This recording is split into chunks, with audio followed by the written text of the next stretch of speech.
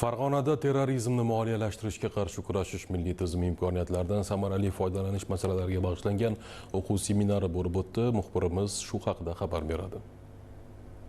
Videokonferens aloqa shaklida o'tkazilgan o'quv seminarida mazkur yo'nalishdagi jinoyatlarga qarshi kurashishni yanada kuchaytirish huquq-tartibot idoralari oldida turgan eng muhim vazifalardan biri ekanligi qayd etildi. O'quv seminarida terrorizmni moliyalashtirishga qarshi kurashish milliy tizimining yangi imkoniyatlari huquq-tartibot idoralariga jinoiy qilmishning izini topishda yaqindan ko'maklashishga qaratilgani aytildi.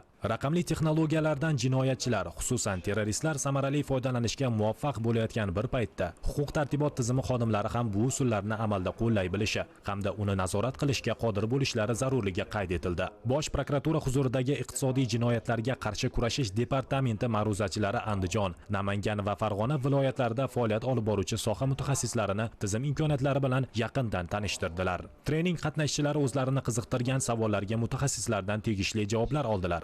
Taklif va mulohazalarini bayon qildilar. Tadbir so'ngida barcha huquq-tartibot idoralari mazkur illatga qarshi kurashishda ta'kidlangan tizim imkoniyatlaridan samarali foydalanishga va o'zaro hamkorlikni yanada mustahkamlashga kelishib oldilar.